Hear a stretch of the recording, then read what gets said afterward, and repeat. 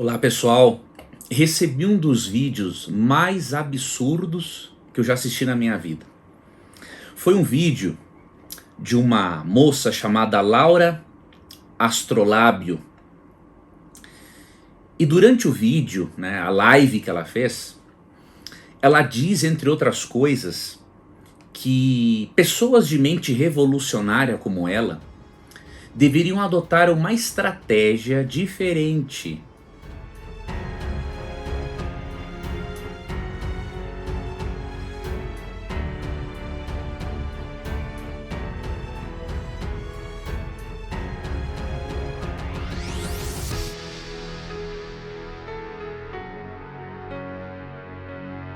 para chegarem-se até os cristãos.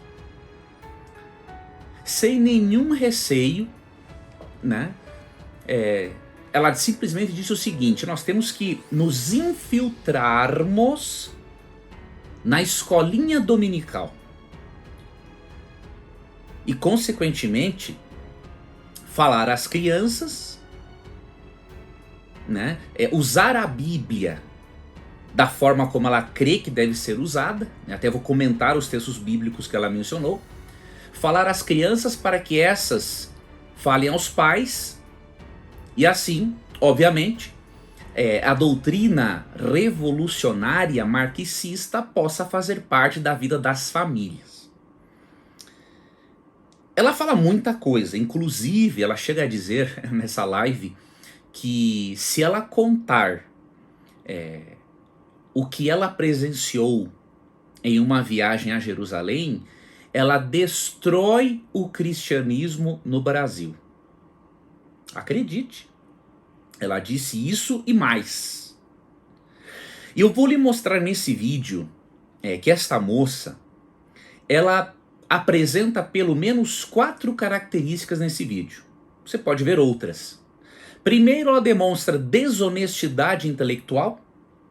Segundo, arrogância. Terceiro, ousadia ignorante. E quarto, analfabetismo funcional e analfabetismo religioso, obviamente. Então vamos analisar esse vídeo de Laura Astrolábio para você perceber a que ponto chega uma pessoa, quando permite que a filosofia de Karl Marx detone a mente dela. Primeiro, ela demonstra desonestidade intelectual. Ao definir o significado do verbo infiltrar, porque ela disse que deveriam infiltrar-se nas escolinhas dominicais, para falar com as crianças, ao definir o verbo infiltrar, o dicionário apresenta tanto um sentido positivo quanto um sentido negativo. Porém, o sentido que combina com o que ela pretende fazer é o sentido negativo do termo. Por exemplo, o dicionário diz assim que o sentido de infiltrar assim, ele dá o significado, mas também dá um exemplo. Eu vou citar o exemplo para você. Um exemplo do uso da palavra infiltrar. Os sequestradores infiltraram-se no palácio do governo sem que fossem percebidos. É exatamente isso que ela quer fazer. Ela quer, através das escolinhas dominicais ou da escola sabatina, no caso da igreja adventista, ela quer sequestrar a mente dos nossos filhos, das nossas crianças, com a ideologia diabólica dela, que já a cegou, faz muito tempo. Porém, eu tenho algumas coisas para dizer, para esta moça. Primeiro, espere deitada. O Salmo 34:7 diz que o anjo do Senhor acampa-se ao redor dos que o temem e os livra. Não vai ser você e nenhum tipo de ideologia diabólica que vai conseguir infiltrar-se nas escolinhas dominicais. Vocês conseguiram fazer isso nas universidades, infelizmente. Muitos alunos, graças a Deus, não todos, mas muitos infelizmente saem da universidade mais formados, com a mente mais revolucionária do que disposta a trabalhar. Essa é a realidade, infelizmente. E eu tenho mais uma coisa a lhe dizer, entre outras. Você pode estar certa, Laura, que se você não mudar a sua postura, já que você citou o texto bíblico em alguns momentos, né? Eu acredito que de alguma forma você crê no texto bíblico. Se você não mudar a sua postura, né, você vai receber uma punição divina por sua perversidade. Vou ler para você o que Cristo diz sobre o destino daqueles que tentam fazer com que as crianças descreiam nele, né, e as façam tropeçar, especialmente por uma ideologia diabólica como a que você defende. Então seria bom que você atentasse para Mateus 18:6, né? E o verso 7 também, que diz assim: entretanto, se alguém fizer tropeçar um destes pequeninos que creem em mim, melhor lhe seria amarrar uma pedra de moinho no pescoço e se afogar nas profundezas do mar. Ai do mundo por causa das suas ciladas. É inevitável que tais ofensas ocorram, mas infeliz da pessoa por meio da qual elas acontecem. Simplesmente, se você não mudar a sua postura, você e os que aderirem à sua, entre aspas, estratégia de se infiltrarem nas escolinhas dominicais ou escolas sabatinas, né? Jesus disse que seria melhor para esse tipo de gente que faz um pequenino tropeçar na doutrina cristã, na fé cristã, nas escrituras, seria melhor amarrar uma pedra de moinho no pescoço e se afogar nas profundezas do mar. Tamanha será a punição que vai receber no dia do juízo. E Jesus também diz no verso 7, né, que esse tipo de cilada para as crianças é inevitável.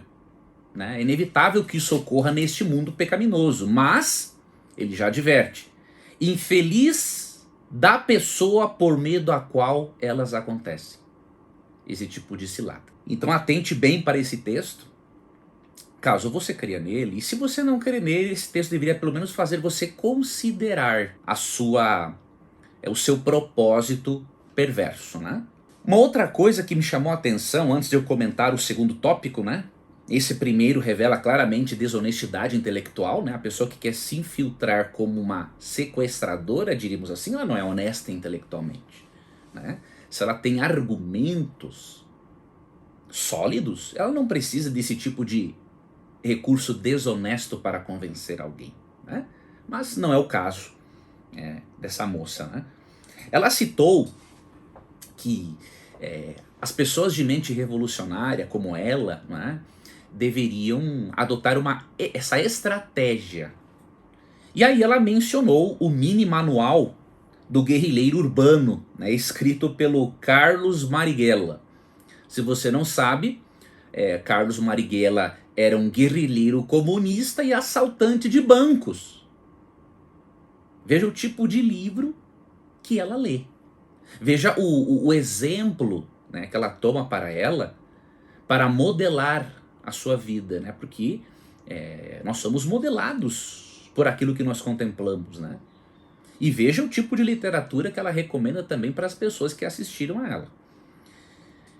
Ela poderia ser um pouco mais, diríamos assim, coerente e, por exemplo, recomendar para as pessoas como diz, A Arte da Guerra, o livro A Arte da Guerra de Sun Tzu, né, que é um general chinês que escreveu este livro há mais ou menos 2.500 anos. Né? Neste livro, esse general chinês, obviamente que eu não concordo com a filosofia dele, mas ele pelo menos foi inteligente, né? Ao contrário de Marighella. Sun Tzu, neste livro, né, A Arte da Guerra, ele dá lições não apenas sobre a guerra, mas sobre política, empreendedorismo, administração e trabalho. Então é possível que Laura Astrolábio não tenha citado este livro, né, porque o livro fala de empreendedorismo, trabalho, coisas que aparentemente ela não gosta, né, de fazer. Bom, além de desonestidade intelectual, ela demonstra muita arrogância. Né? Ela disse que foi para Jerusalém e que o dia em que ela puder na TV contar, né, o que é essa viagem para Jerusalém, ela disse que acaba com o cristianismo no Brasil. Primeiro, senhorita, ir para Jerusalém não te dá autoridade para falar do cristianismo, né? Quem tem autoridade para falar do cristianismo é aquele que realmente o experimenta, né? E que é um convertido de verdade, né? Quem diz que é cristão, mas não é convertido, ele não tem autoridade para falar de cristianismo. Imagine você que não é cristã. Então, não é a sua viagem para Jerusalém que vai dar a você alguma autoridade ou crédito, né, para falar do cristianismo. Em segundo lugar, se nem a visita a Jerusalém fez você se sentir maravilhada, né, com as descobertas arqueológicas, né, que demonstram o quanto a Bíblia é precisa historicamente, não tenho que ajude você, né? Se nenhuma viagem a Jerusalém ajudou você a contemplar mais a Cristo, isso só demonstra que você foi para Jerusalém com o motivo errado. E obviamente, indo com os motivos e adotando pressupostos errados, uma viagem tão importante como essa não vai adiantar nada para você realmente. Eu particularmente eu prefiro confiar no depoimento, por exemplo, do Dr. Rodrigo Silva, né? O Dr. Rodrigo Silva viajou muitas vezes e viaja para Jerusalém, né? Ele é um teólogo, um arqueólogo e é uma pessoa que realmente estuda, trabalha, vai a Jerusalém para estudar e também para ser o guia turístico, e não apenas um guia turístico, ele dá aulas de teologia, de Bíblia, de arqueologia durante esse turismo. Eu prefiro, obviamente, acreditar muito mais no depoimento dele do que no seu. Possivelmente, o amigo Rodrigo Silva foi mais para Jerusalém do que eu fui para o Rio Grande do Sul, no estado, né? Porque é uma pessoa que trabalha, é uma pessoa requisitada, né? Uma pessoa, é um erudito, é uma pessoa extremamente culta. Então, seria muito importante, né, que você, Laura, lesse, por exemplo, este livro do Dr. Rodrigo Silva, Escavando a Verdade, Arqueologia e as Incríveis Histórias da Bíblia. Se você quer realmente aprender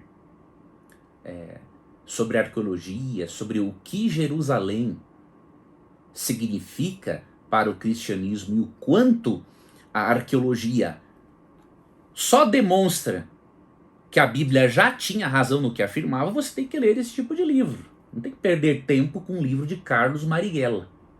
Tá? E se você quer falar de Jerusalém realmente, então vá para Jerusalém com o propósito certo e leia este livro de um arqueólogo, né? Para você não falar uma bobagem desse tamanho que você falou. Terceiro aspecto.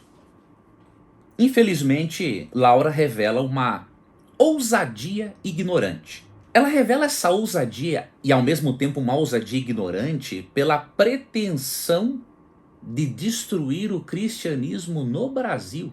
Ou seja, o Brasil é o maior país cristão do mundo, espírita, católico, ou seja, é um país extremamente religioso. Ela demonstra uma profunda ignorância em relação à história da igreja. Inimigos do cristianismo, Laura, muito mais influentes que você, tentaram destruir o cristianismo ao longo dos séculos, tá? E milênios, alguns milênios, e não conseguiram.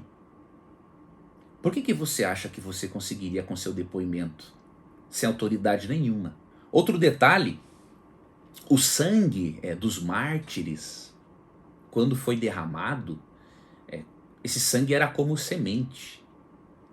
As pessoas, quando viam essas pessoas irem cantando para a fogueira e com uma certa paz, as pessoas viam, não, isso é sobrenatural, e acabavam aceitando o cristianismo.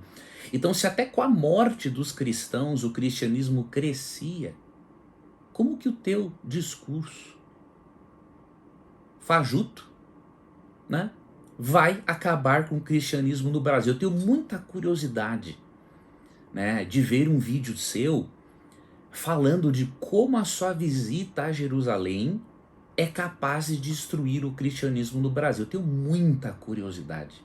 Vamos aguardar esse vídeo, né? Se você tem realmente argumentos, não espere você ir a uma rede de TV para falar a respeito, né? Se você tem argumentos e você acha que é muito importante que as pessoas saibam esta, entre aspas, verdade, você deve produzir um vídeo, algum material, um livro, seja o que for, sobre isso. Vamos ficar aguardando. Você deveria, Laura, ler livros, por exemplo, como esses dois aqui. Eu estou te indicando coisas básicas, né? Não vou te indicar nenhum livro de história eclesiástica, tá? Mas algumas coisas, alguns livros seriam muito importantes para você ver que na história humana, na história do conflito cósmico entre o bem e o mal, inimigos do cristianismo muito mais influentes, né, não conseguiram destruir o cristianismo. Se você tiver a noção disso, você nunca mais vai falar uma bobagem dessas. Por exemplo, este livro aqui, O Grande Conflito, de Ellen White, mostra o conflito entre Cristo e Satanás ao longo da história e as muitas tentativas de Satanás destruir o cristianismo. E eu não sei se você sabe, né, mas isso já foi profetizado na Bíblia, né?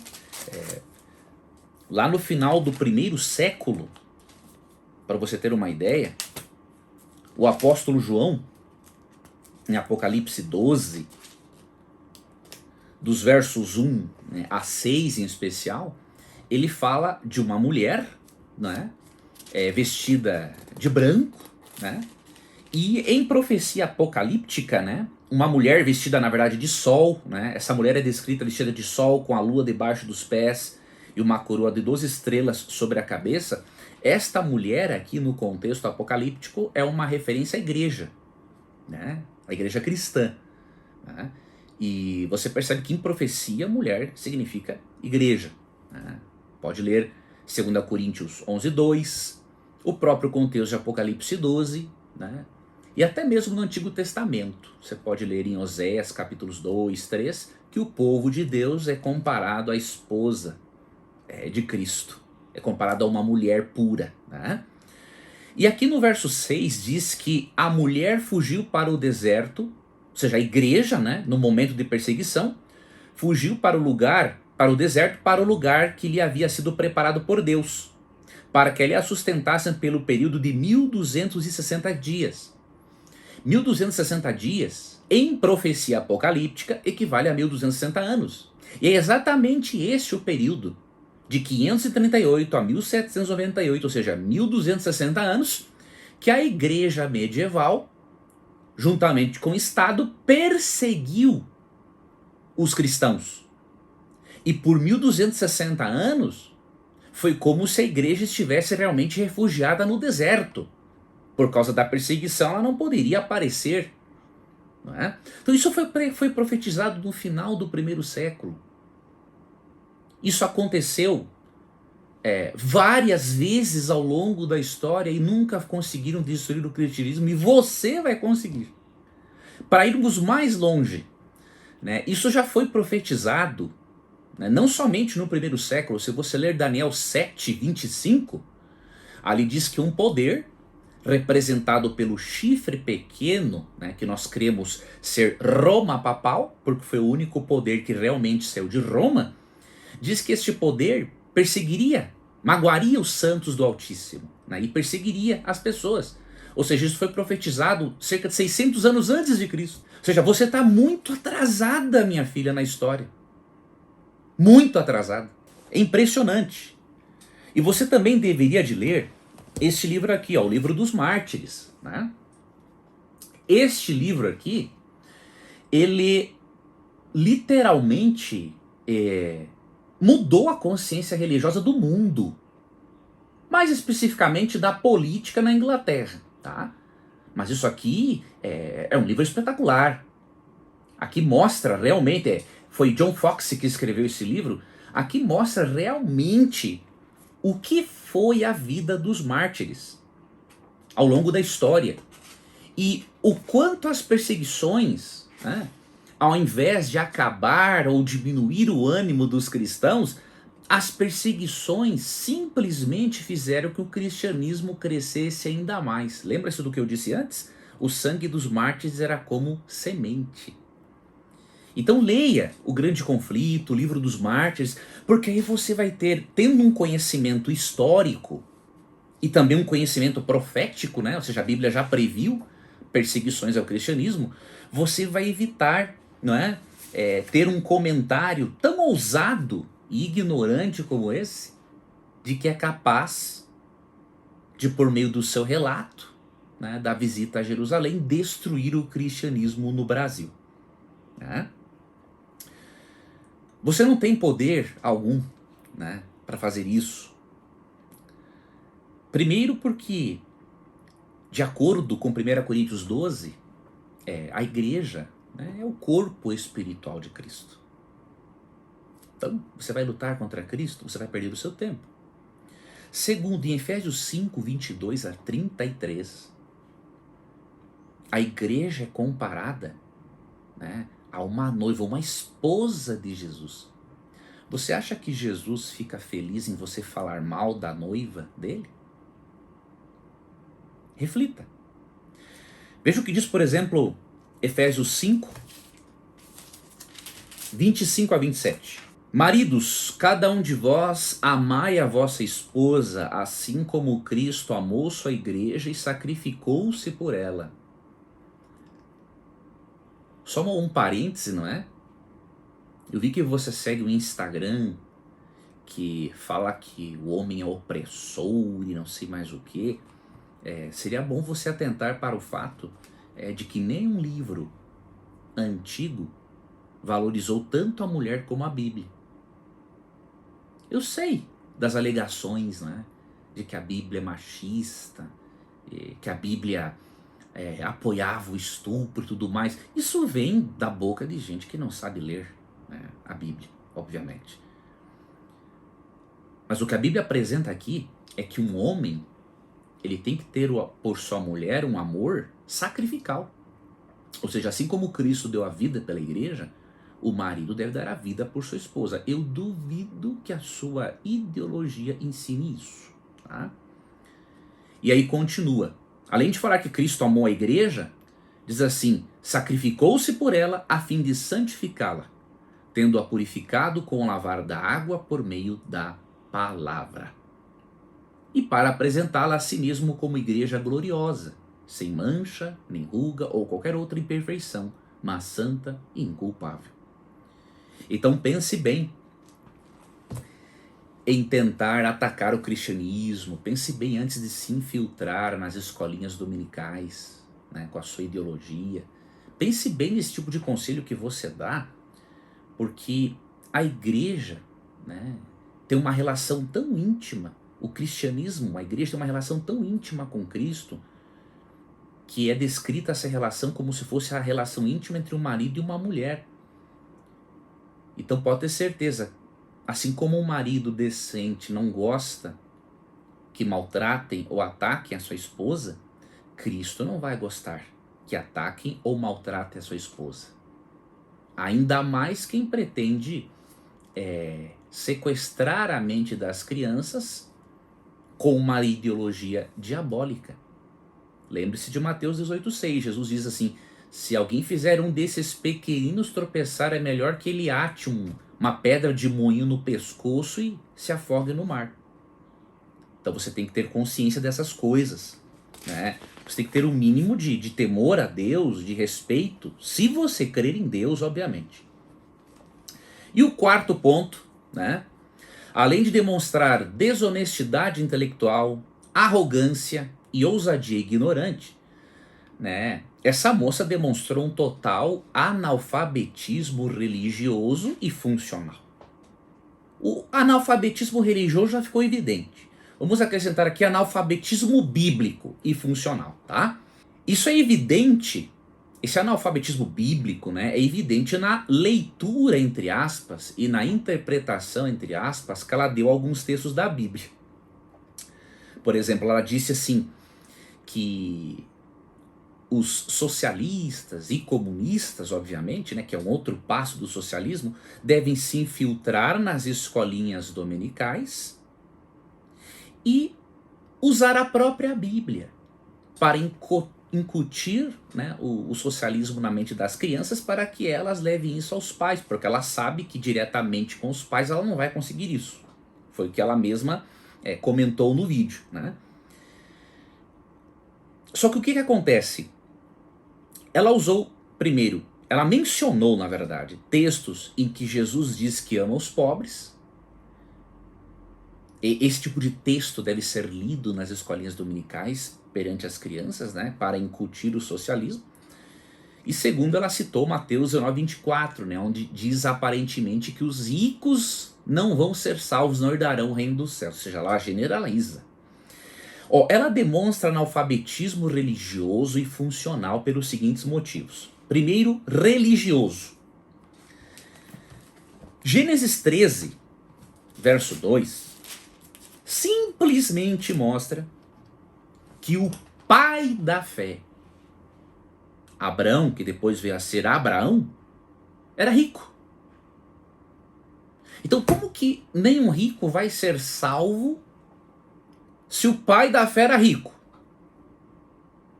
Você deve estar de brincadeira, né? Gênesis 13, 2 diz assim: Abraão havia enriquecido muito, era proprietário de muitas cabeças de gado, possuía muita prata e ouro também. Se Abraão, o pai da fé, não vai ser salvo, então já não sei mais quem vai ser salvo.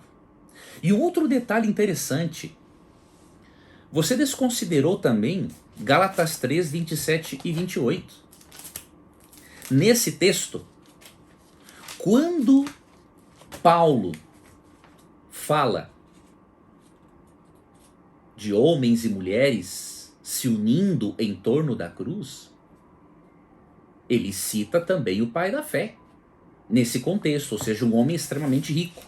E por que ele faz isso? Com o simples propósito de dizer o seguinte, que o evangelho, o cristianismo, a Bíblia, não separa as pessoas como a tua ideologia satânica faz. A Bíblia não faz separação entre homem e mulher, entre negros e brancos, entre ricos e pobres.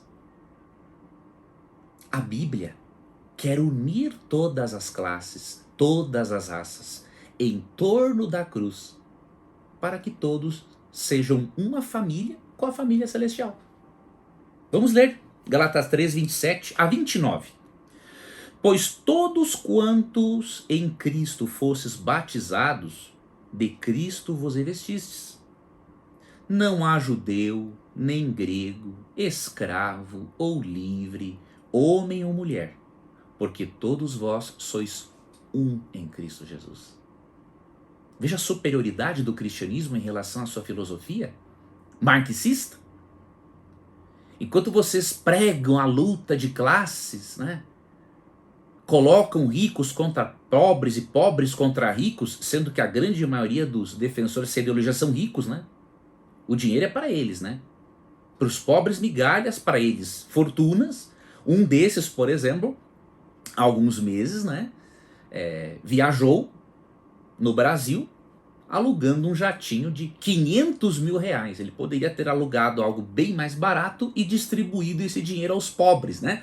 Mas o problema é que pessoas com a sua ideologia querem dividir com os pobres o que é dos outros e não o que é seu. Ou seja, uma hipocrisia sem tamanho.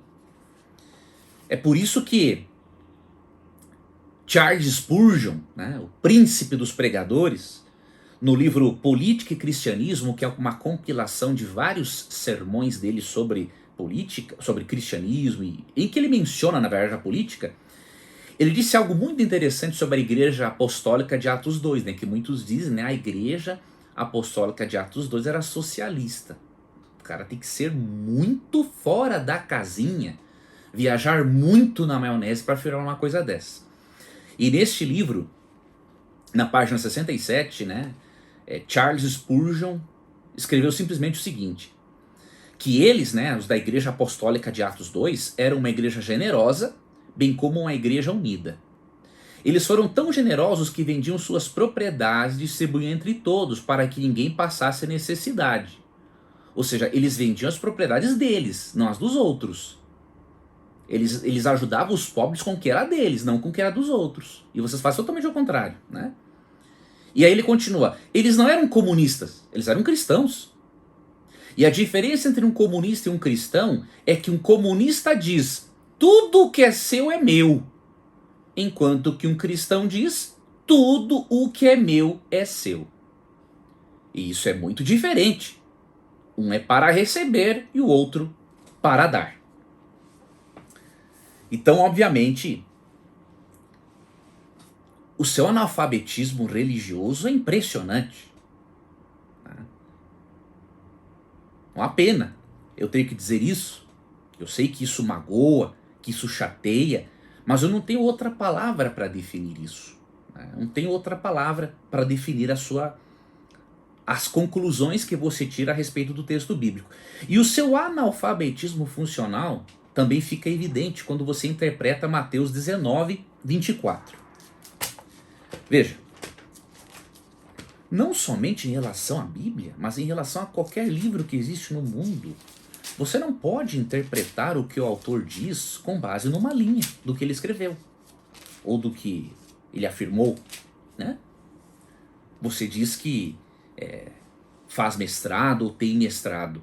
Você já deveria saber isso, né? Se for requisitado de você um trabalho acadêmico, né? Por exemplo, faça uma resenha crítica da obra tal, até da obra Manifesto do Partido Comunista, né? Que é o que você mais gosta, com certeza. Está entre as obras que você mais gosta. Você não pode fazer a resenha crítica de um livro lendo apenas uma linha do que o autor escreveu. Ninguém pode entender o pensamento do autor com base numa linha. Como é que você vai entender o que Cristo pensava sobre a salvação dos ricos com base num verso dele, sem ler no mínimo o contexto? E olha que eu não estou considerando Gênesis 13, 2, que fala que Abraão, o pai da fé, né, exemplo para todos os cristãos, de acordo com Gálatas 3, 27 a 29, né? Porque ali diz que quem se une a Cristo por meio do batismo é um filho também na fé de Abraão, né?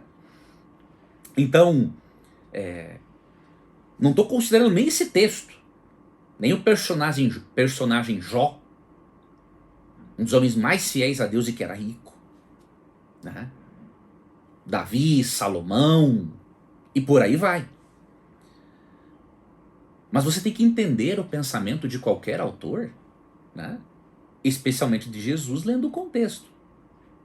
Vamos ler Mateus 19, 24 a 26, para você ver que, infelizmente, você tem um problema de analfabetismo funcional. Ou seja, você lê e não entende o que você lê, né? Eu lhes digo mais, é mais fácil passar um camelo pelo fundo de uma agulha do que um rico entrar no reino dos céus.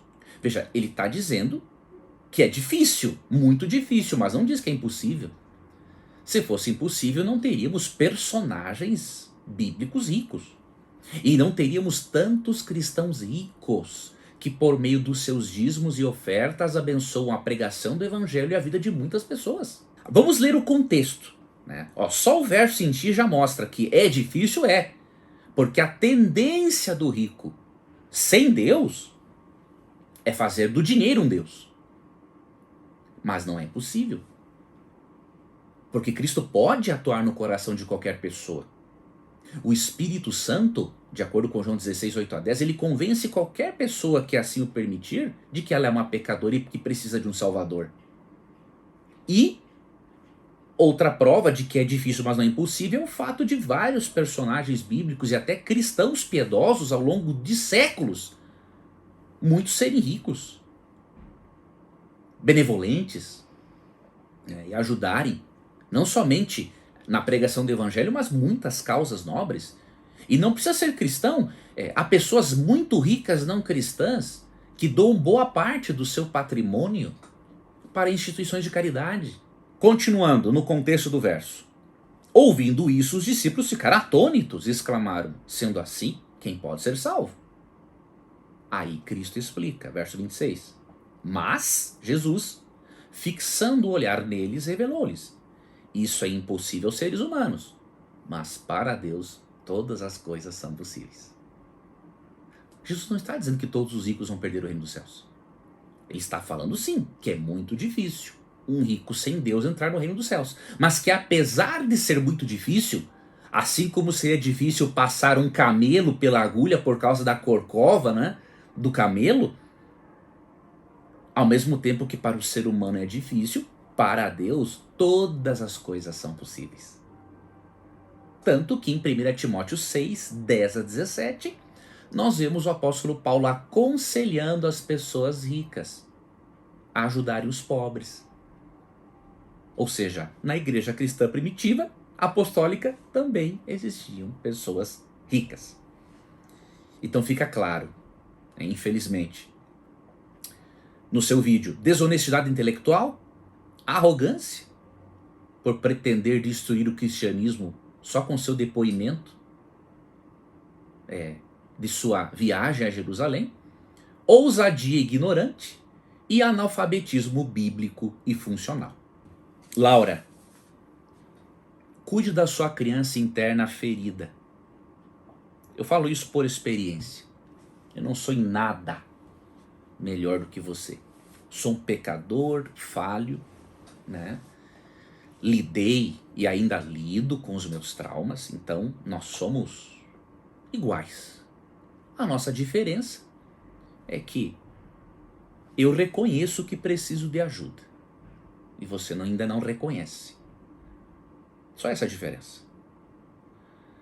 Então cuide da sua criança interna ferida, porque ao você cuidar dessa criança interna ferida, com raiva e por motivos, obviamente, não é à toa isso, há motivos para isso, né?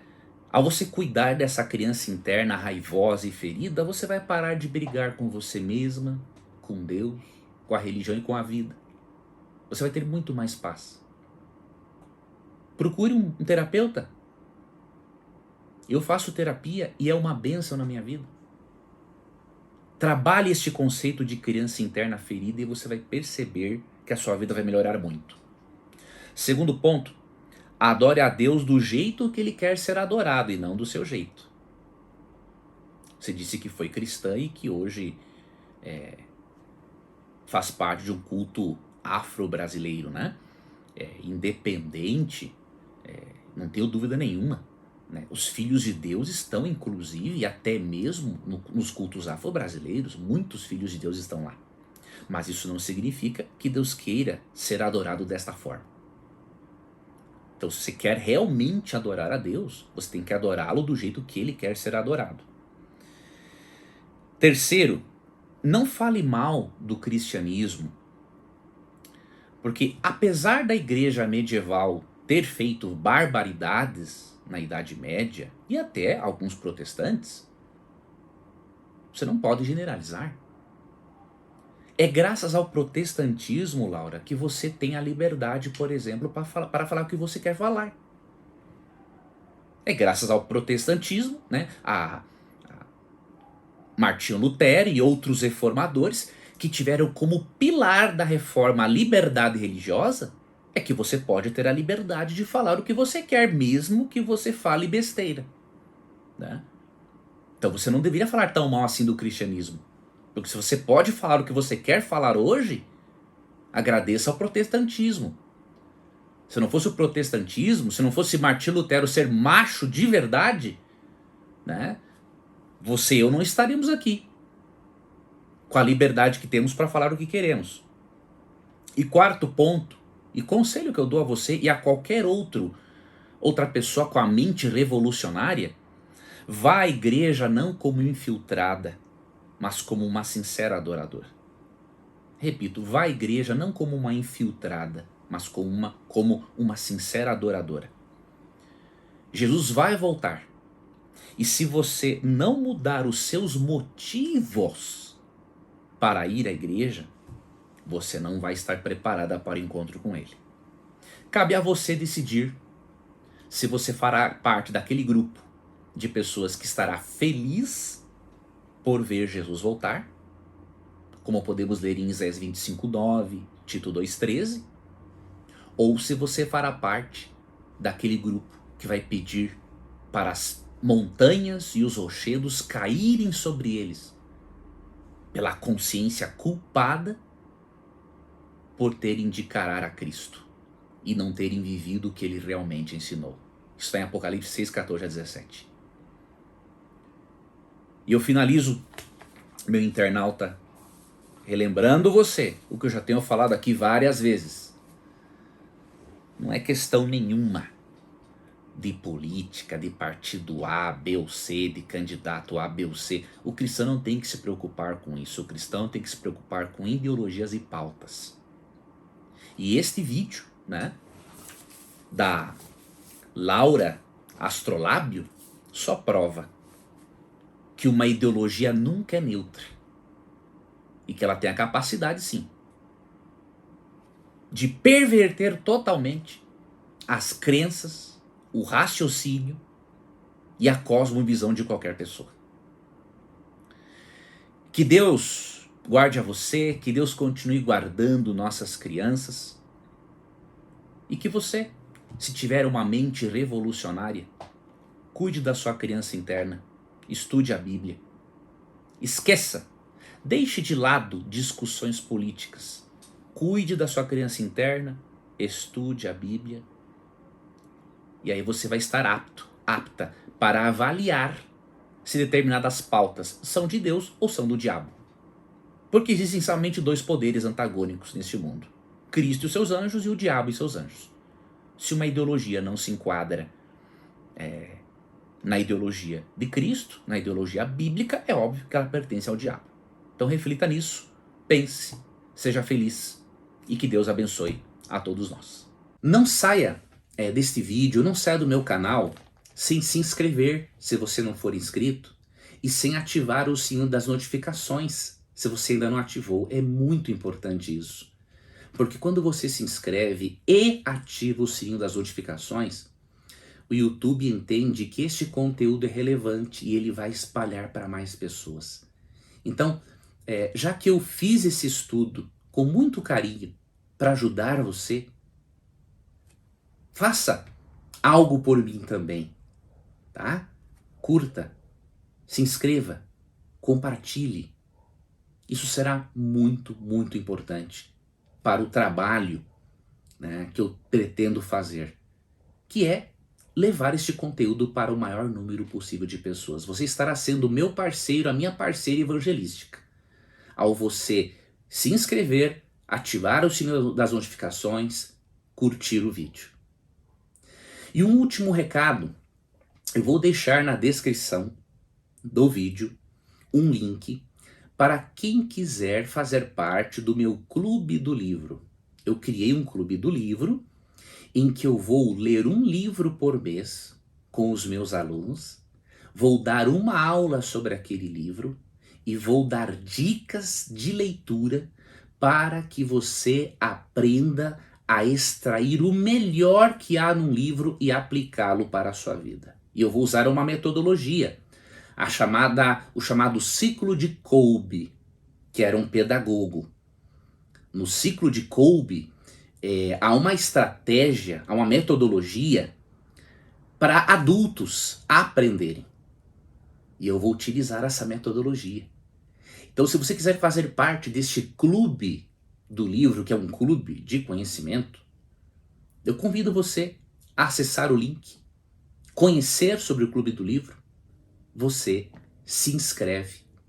Vai ser uma honra para mim ter você neste grupo seleto de alunos que querem desenvolver o hábito da leitura ou aperfeiçoar o hábito que já tem.